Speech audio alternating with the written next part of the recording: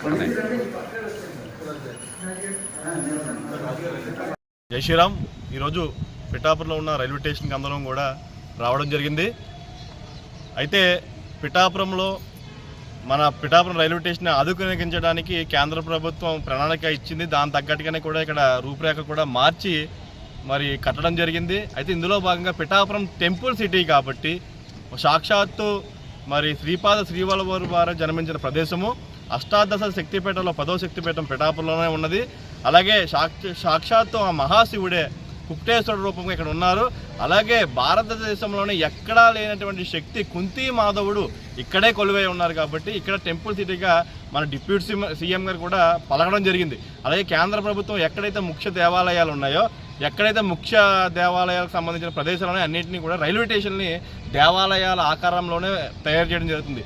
ఇందులో భాగంగా మన పిఠాపురం మీరు చూసిన రైల్వే స్టేషన్ నమూనా కూడా అదే విధంగా తయారు చేయడం. ఇందులో భాగంగా మన పిఠాపురం స్టేషన్ దగ్గర ఉన్న దత్తాత్రేయుల వారి యొక్క పెద్ద ఫోటో, ఒక 20 అడుగుల రూపం అక్కడ ఉండవలసి ఉన్నది. అక్కడ అది చేయడానికి ఇంకా జాప్యం జరుగుతుంది. అలాగే కింద 3 గుడులు కట్టినట్టు ఆకారాలు కట్టారు. అందులో కుంతి మాధవుడు, మహాశివుడు, శక్తిపీఠం యొక్క విగ్రహాలు కూడా అందులో ఉండవలసి ఉంది. అవి కూడా జాప్యం జరిగింది. దానిపై ఇవాళ ప్రశ్నించడానికి ఇవాళ స్టేషన్ మాస్టర్ గారిని కలిసి ఆయనకి వినతి పత్రాన్ని అందరం కూడా పిఠాపురం పురప్రముఖులు, బీజేపీ వారు, జనసేన వారు, విశ్వ హిందూ పరిషత్ ఆధ్వర్యంలో అందరం కూడా పురప్రముఖులు అందరం కూడా కలిసి నమూనా వారికి స్టేషన్ మాస్టర్ గారికి రికమెండేషన్ ఇవ్వడం జరిగింది.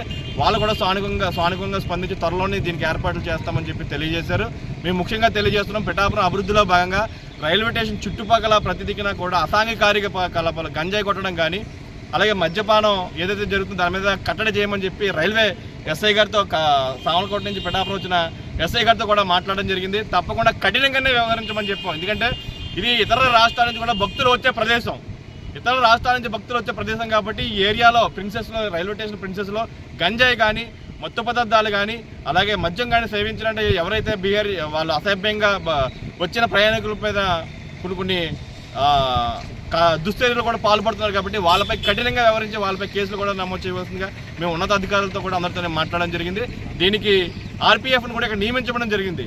ఆర్పీఎఫ్ కూడా పిఠాపురంలో ఉండాలి. ఎందుకంటే ఆధునికత జరుగుతుంది, జనాభా పెరుగుతుంది, ట్రైన్లు ఆగుతున్నాయి కాబట్టి ఆర్పీఎఫ్ కంపల్సరీ ఇక్కడ సిబ్బంది ఉండాలి.